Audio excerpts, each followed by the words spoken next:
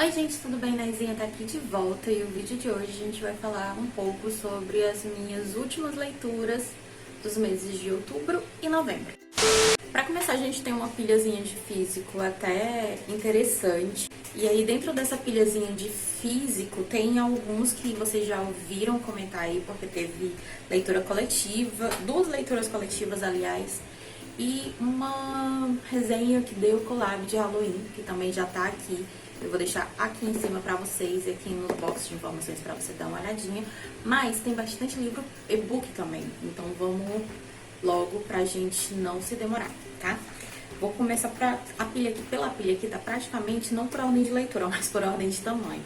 Então vamos lá, pra gente não demorar muito. O primeiro livro que eu vou trazer pra vocês, enfim, o Livro Mágico de Oz. Essa edição aqui eu comprei ela usada, de segunda mão.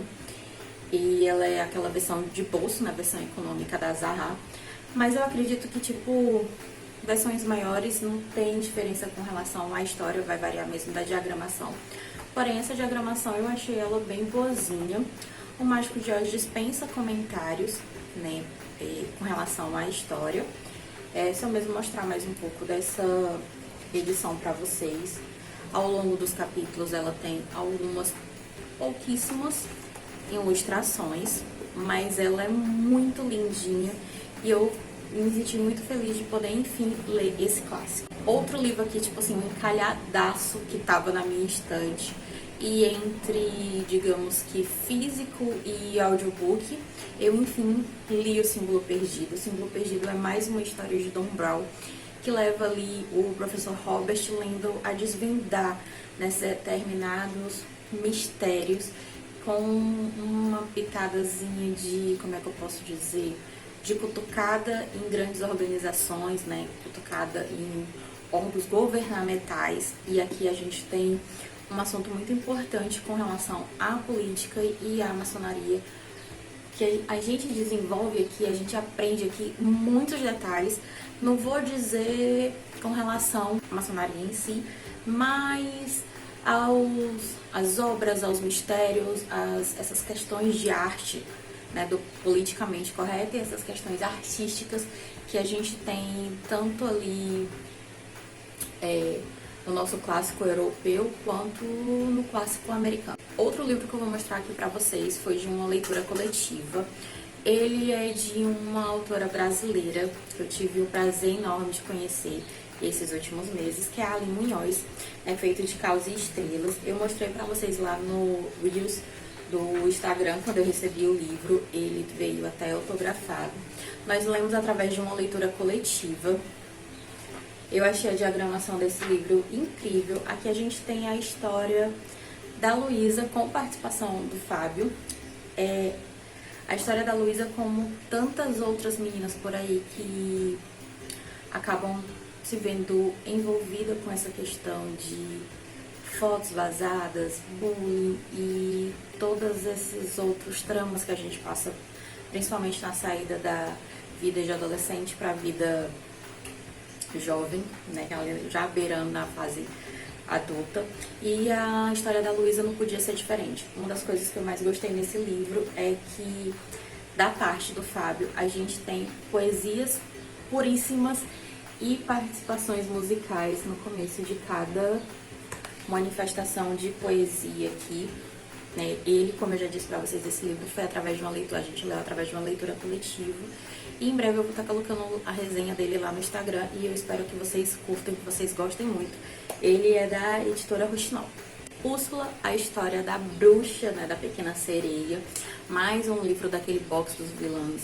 Um livro de Serena Valentino, da editora Universo dos Livros.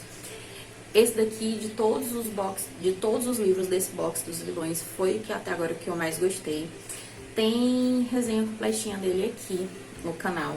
Inclusive, eu queria fazer uma observação sobre esse livro. Nos comentários sobre esse livro aqui no vídeo que eu coloquei aqui no canal, deu um pouco o que falar, porque eu falei que era...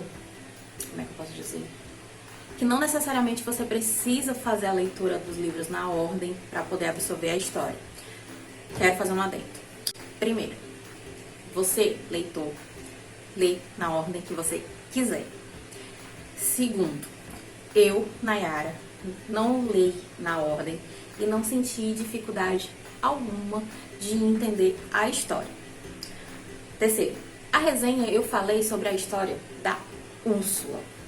Esses livros, eles têm a história do personagem em si que está ali sendo falado e ele tem uma história paralela que interliga os livros. Ok, você pode ficar um pouco perdido dentro dessa história paralela, mas na história específica do personagem principal você não fica, tá? O resto, não se esqueça, você lê na ordem que você quiser. Esse daqui é aquele livro que me gerou uma ressaca e digamos, pim, a cada, sei lá, 2 capítulos. Porque eu não sou muito de ler suspense, não sou muito de ler thriller, morro de medo de livros de terror, assim como de filmes também. Mas A Garota do Lago pra mim deu uma, sabe, quanto mais capítulo ali eu lia, mais parecia assim, eu tipo, né, tentava encaixar os quebra-cabeças, tentava ali, a gente acaba ali tentando, tipo, como é que eu posso dizer? Não é voltando, né, com uma questão dessa a gente não volta, mas a gente vai ali apontando quem é possivelmente o assassino, aqui no caso. E eu queria dizer pra vocês que eu acertei. Eu não acreditei ali naquela, sabe, naquele negócio de será que isso aconteceu mesmo e tal? Eu tinha, desde o começo, eu suspeitava de 2 pessoas e, né, no caso, uma das minhas suspeitas estavam certas. Em breve eu vou trazer um vídeo aqui no canal só sobre A Garota do Lago. E assim, eu já ouvi super resenhas positivas sobre esse livro, um hype danado, mas eu também devo ter visto 1 ou 2 que, não, sabe, não bateram muito. Eu estou super do lado do hype, da positividade, né? Por isso que ele vai ganhar um vídeo só dele em breve aqui no canal. Esse é o calhamaço do meu amor e do meu ódio, né? Mulherzinhas. Foi uma leitura coletiva maravilhosa que a gente fez aqui. Vocês viram, teve live aqui no canal, teve vídeo de comentário aqui no canal. Mas assim, Mulherzinhas, pra quem não sabe, é um clássico da Louisa May Alcott. Essa minha edição aqui é da Martine Claret. Eu já mostrei ela num vídeo bem especificadozinho aqui pra vocês. Porém, aqui voltando à história, como que eu posso dizer? Normalmente o livro é dividido em 2 partes. A primeira parte, por mais que ela seja um pouco arrastada, ela é imensamente melhor do que a primeira.